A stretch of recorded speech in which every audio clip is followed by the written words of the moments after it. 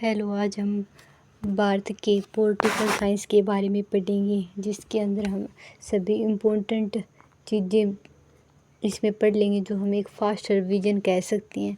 जिसके अंदर हम सबसे पहले हम बात करते हैं भारत के अंदर जो राजनीति, शासन और उसकी जो व्यवस्था वो किस प्रकार की है। भारत के अंदर जो इतिहास है उसका, संविधान और उसके बारे में, सभी के बारे में हम पढ़ेंगे।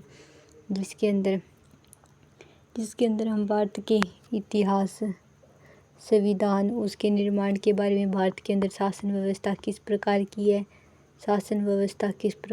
भारत के अंदर व्यवस्था किस प्रकार स्थापित होती है, और उसके अंदर जो 2 सदन है वो किस प्रकार कार्य करते हैं, और हमारे राष्ट्रपति, हमारे पीएम और ये किस श्रेणी में आते हैं, और उन सभी के बारे में। तो चलो सबसे पहले हम बात करते हैं कि भारत के अंदर जो राजनीति विज्ञान और उसका जो संविधान है उसके बारे में, उसका निर्माण कैसे हुआ, तो इसके बारे में। जिसके अंदर सबसे पहले अगर हम बात करें तो ब्रिटिश काल से विरासत, जो ब्रिटिश काल थी, जो हमारे हमारे देश में जो अंग्रेज लोग आए थे उसके समय की जो उसके बारे में ये बात हो रही है कि भारत के अंदर जो वर्तमान के अंदर जो राजनीतिक व्यवस्था है उसके अंदर जो ब्रिटिश शासन से हमारे देश का जो शासन व्यवस्था थी बहुत अधिक प्रभावित हुई थी, क्योंकि अंग्रेज़ों ने यहाँ पर बहुत लंबे समय तक अपना शासन किया। तो यहाँ पर उनका प्रभाव देखने को मिलता है। जिसके अंदर 1857 के अंदर विद्रोह हुआ, 1857 की क्रांति हुई। इसके अंदर जो विद्रोह हुआ था उसके बाद भारत के अंदर जो शासन था वो ब्रिटिश क्राउन के हाथ में आ गया था। उनसे पहले हमारे यहाँ पर कंपनी थी, ईस्ट इंडिया कंपनी, जो अंग्रेज़ों की कंपनी थी, और ये अपने ब्रिटिश जो देश थे उनसे परमिशन लेके आई थी कि हम भारत देश में शासन कर रहे हैं। तो इससे पहले उस कंपनी ने भारत पर शासन किया था, लेकिन पहले कंपनी ने शासन किया था, इसके बाद कंपनी के बाद हमारे यहाँ शासन किया था वो था ब्रिटिश क्राउन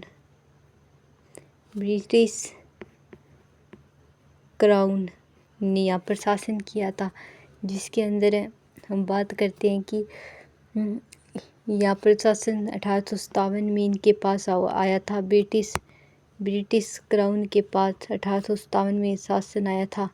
1857 में जो कंपनी थी इनसे पहले तो ये ईस्ट इंडिया कंपनी। इसके बाद यहाँ पर जो अधिनियम थे वो 1909 का अधिनियम, 1919 का अधिनियम, 1935 का अधिनियम पारित हुआ।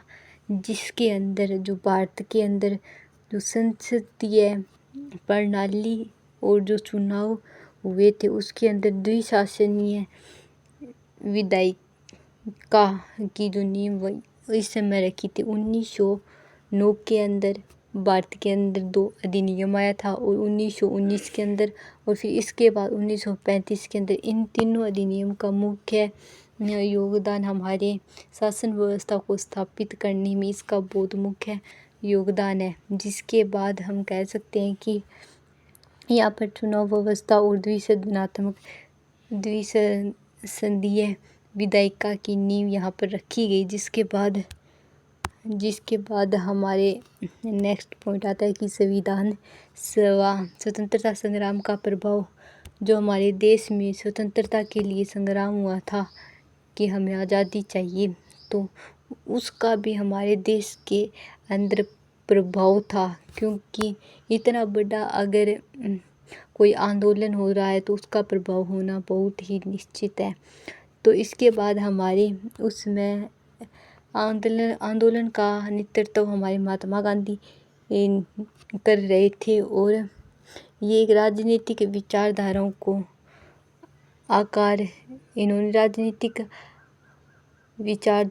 आकार दिया, और इन्होंने अहिंसा, स्वशासन और सामाजिक न्याय जैसे मूल्य इनमें प्रमुख थे। 1946 के अंदर जो हमारा संविधान था उसका गठन कैसे हुआ, तो हमारा संविधान सभा के बारे में, तो उस संविधान सभा का गठन 1956 के अंदर संविधान सभा का गठन हुआ था, जिसके अंदर बाबा साहब डॉक्टर भीमराव अंबेडकर ने इनके प्रारूप समिति के अध्यक्ष बाबा साहब डॉक्टर भीमराव अंबेडकर 2 वर्ष 11 माह 18 दिन के अंदर भारत का पूरा संविधान बनकर तैयार हो गया। 26 जनवरी 1950 के अंदर हमारे पूरे देश के अंदर 26 जनवरी 1950 के अंदर भारत के इलाकों पर संविधान लागू हो गया। अब इसके बाद हमारे पहले प्रधानमंत्री जवाहरलाल नेहरू थे और हमारे पहले पीएम। और अगर हमारे पहले राष्ट्रपति की बात की जाए तो राजेंद्र प्रसाद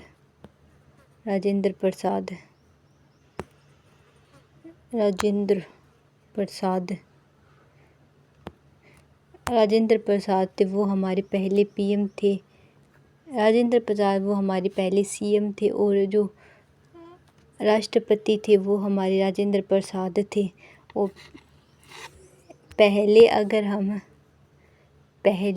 अगर कानून मंत्री की बात करें तो वो बाबा साहब डॉक्टर भीमराव अंबेडकर थे कानून मंत्री। और सरदार वल्लभ भाई पटेल हमारे गृह मंत्री, उन्होंने पूरे भारत को एक करने में अपना प्रमुख योगदान दिया। सरदार पटेल जिन्हें लोहा पुरुष के नाम से भी जाना जाता है, लोहा पुरुष, इन्होंने पूरे भारत को एक करने में अपनी महत्वपूर्ण भूमिका निभाई। जिसके बाद हमारा आगे का क्वेश्चन कि भारत के अंदर जो संविधान है उसकी विशेषता क्या क्या है, जिसके अंदर हम भारत के संविधान की विशेषताएं पढ़ेंगे। और इसके अंदर अगर हम बात करते हैं तो भारत के संविधान जो सबसे लंबा और सबसे विस्तृत संविधान की सर्वोच्चता प्रस्तावना और उसके अंदर मौलिक अधिकार, राज्य की नीति निर्देशक तत्व, एकल नागरिकता, संसदीय प्रणाली, जिसके अंदर हम सबसे पहले अगर बात करते हैं तो लिखित और सबसे विस्तृत संविधान। तो भारत का जो संविधान है वो दुनिया का सबसे लंबा और सबसे लंबा संविधान और लिखित संविधान है। और इसके बाद भारत संविधान की सर्वोच्चता, भारत में कोई भी कानून या व्यक्ति संविधान से ऊपर नहीं है। संविधान सबसे ऊपर है भारत के अंदर सबसे ऊंचा संविधान है। अब बात आती है प्रस्तावना। इसके अंदर हमारे संविधान का परिचय कि हमारे संविधान में क्या क्या होगा, जैसे समाजवाद, धर्मनिरपेक्ष, लोकतांत्रिक गणराज्य यहाँ पर घोषित किया है। और मौलिक अधिकार, भारत के अंदर नागरिकों के लिए 6 मौलिक अधिकार है। पहले 7 थे लेकिन एक को हटा दिया गया, संपत्ति का अधिकार। और इसके बाद हमारा अगला क्वेश्चन जिसके अंदर हम बात करते हैं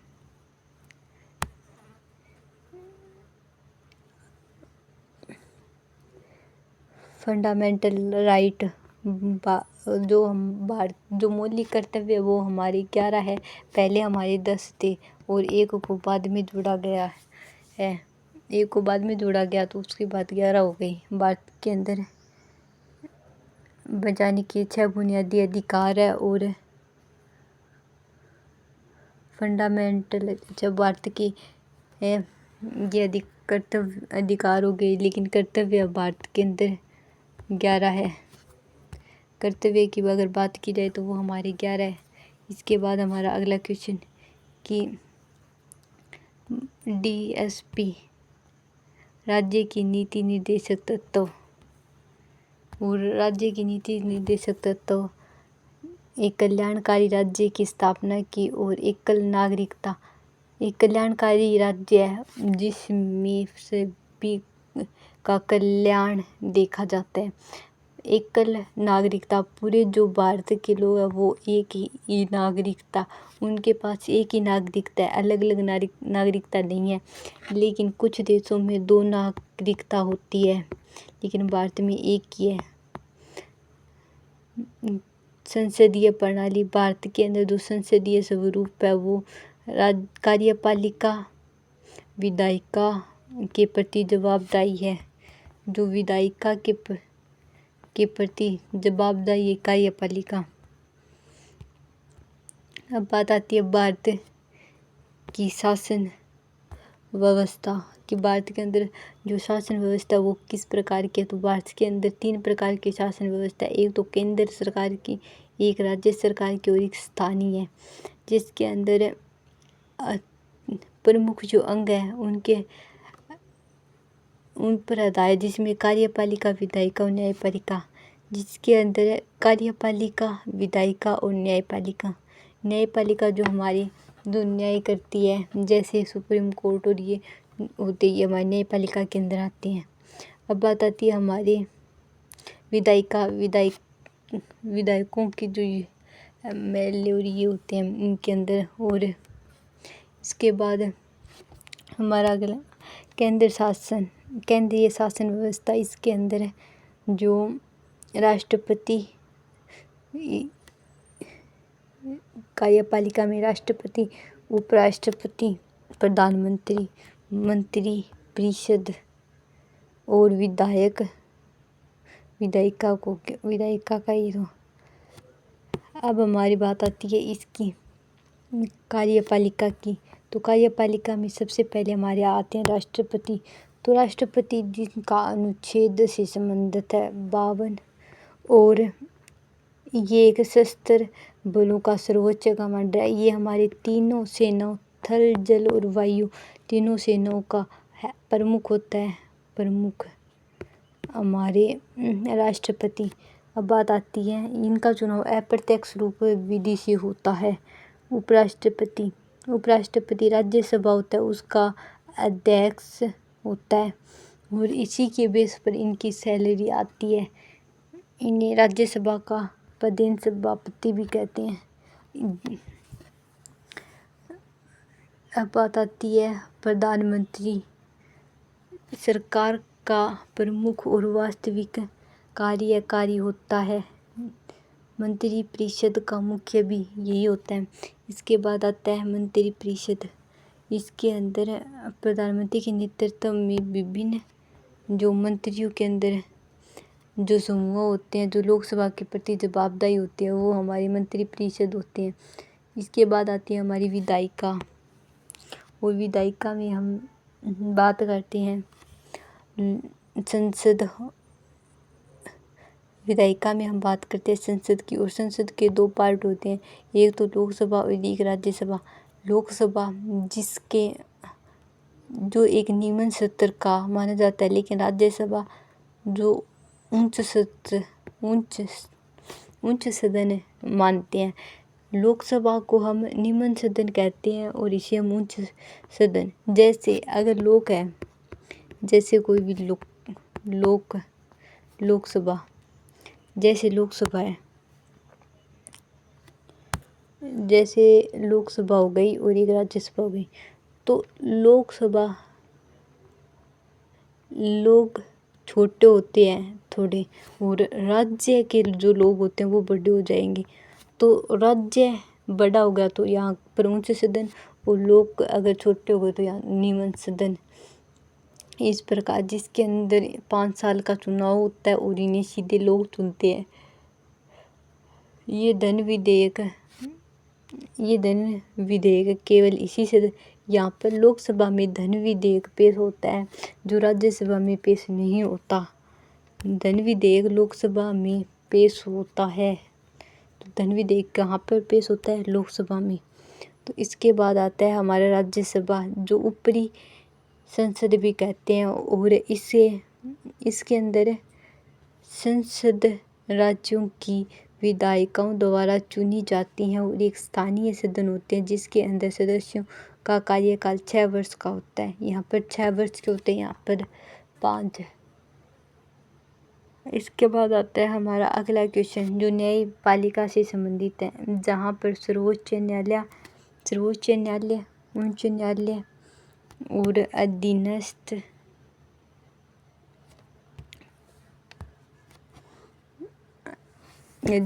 न्यायालय होते हैं। और सर्वोच्च न्यायालय के अंदर यह सबसे ऊंचा अंग होता है और संविधान का भी संरक्षक होता है। मौलिक अधिकार का अगर हमारे उल्लंघन हो जाता है तो हम सर्वोच्च न्यायालय में जा सकते हैं। और इसके बाद आता है उच्च न्यायालय। उच्च न्यायालय हमारे जो राज्य होता है, राज्य का सबसे ऊंचा हाई कोर्ट होता है। सबसे ऊंचा कोर्ट अगर होता है तो वो हमारे, अगर राज्य की बात करें तो वो होता है उच्च न्यायालय। और अगर उच्चतम न्यायालय हो जाए, उच्चतम, तो वो सुप्रीम कोर्ट को कहते हैं, जो भारत का सबसे बड़ा कोर्ट है। तो इसके बाद हमारा आगे का क्वेश्चन, जिसके अंदर उच्च न्यायालय जो सर्वोच्च न्यायिक निवासीय और अधीनस्थ न्यायालय जो जिला और संसद स्तरीय, इसके 2 अधीनस्थ न्याय, इसके 2 प्रकार के, एक तो जिला के ऊपर और एक स्तर के ऊपर है। और इसके बाद राज्य शासन व्यवस्था, जिसके अंदर राज्य के अंदर, इसके बाद हमारा आता है राज्य के अंदर जो शासन व्यवस्था वो किस प्रकार होती है। जैसे हमारे राष्ट्रपति होते हैं वैसे हमारे पास होते हैं राज्यपाल, जो हमारे प्रमुख संवैधानिक प्रमुख होते हैं। इसके बाद हमारे आते हैं पीएम की जगह यहाँ पर आते हैं हमारे सीएम, जो मुख्यमंत्री होते हैं, जिन्हें मुख्यमंत्री कहते हैं। और राज्य सरकार का प्रमुख और वास्तविक कार्य होता है विधानसभा। इसके अंदर राज्यों में विधानसभा, जो राज्य के अंदर जो विधानसभा होती है उसके अंदर जो विधानमंडल होता है वो इसी के अंदर आता है। अब बात आती है इसके अंदर कुछ विधान परिषद भी होती है, लेकिन विधान परिषद हर राज्य में नहीं होती। तो इसके बाद हर राज्य में नहीं होती। इसके बाद हमारा पॉइंट नंबर 3, जिसके अंदर हम बात करें कि भारत के अंदर जो संविधान है उसके अंदर क्या है। पहला जो संविधान है उसके अंदर हमारे भारत के बारे में है, और इसके अंदर 14 से लेकर 18 के अंदर होती है भारत के संविधान की समानता का अधिकार। 17 के अंदर है अस्पृश्यता का अंत। 19 से लेकर 22 तक है स्वतंत्रता का अधिकार, और अनुच्छेद 19 के अंदर बोलने का अधिकार। अब और 21 के अंदर हमारे जीवन जीने का अधिकार। 32 जो हमारा संविधान का अनुच्छेद है उसके अंदर उपचारों का अधिकार, और बाबा साहब डॉक्टर भीमराव अम्बेडकर ने ही इसे संविधान की आत्मा कहा है। लेकिन अगर संविधान की कुंजी आ जाए तो वो कहते हैं हमारी प्रस्तावना को संविधान की कुंजी भी कहते हैं। जिसके बाद हमारा आगे का पॉइंट है 44 के अंदर 4 सेम है, और सहमत मतलब समानता का अधिकार, जो हमारे सबसे पहले जो अब उत्तराखंड में हुआ है, और गोवा के अंदर सबसे पहले स्टार्ट किया गया था, और लागू सबसे पहले उत्तराखंड ने अब किया है। इसके बाद 51 के अंदर भारत के मौलिक कर्तव्य जो 11 है और अधिकार 6 है। और इसके बाद 14वें संशोधन के द्वारा 1976 के द्वारा यह जोड़ा गया। 72वें अनुच्छेद के अंदर राष्ट्रपति की क्षमादान की शक्ति जो हमारे 72वें राष्ट्रपति की जो होते उसके अंदर। अब बात आती है 110 के अंदर धन विधेयक की स्वतंत्रता। इसके अंदर 110 के अंदर हमारी धन विधेयक के बारे में, 123 के अंदर हमारे राष्ट्रपति की जो शक्ति का जो अध्यादेश जारी करता है उसके बारे में, 324 के अंदर 324 के अंदर चुनाव आयोग और आपातकाल की व्यवस्था, 352 के अंदर आपातकाल जो बाहरी आक्रमण पर होती है, 356 के अंदर राष्ट्रपति शासन व्यवस्था और 360 के अंदर वित्तीय आपातकाल, 368 के अंदर संविधान के जो संशोधन की जो प्रक्रिया है वो। और अब बात आती है हमारे जो प्रमुख जो योजनाएं होती है वो, जिसके अंदर सबसे पहले हम जन धन योजना की बात करते हैं, जिसके अंदर 23 अगस्त 2024 के अंदर जिसका उद्देश्य जो हमारे जो बैंकों के अंदर जो सेवाएं होती है वो हर किसी के साथ तक पहुंचाना। इसके बाद आता है हमारे मेक इन इंडिया, जिसे 25 सितंबर 2024 और 2024 जिसका उद्देश्य हमारे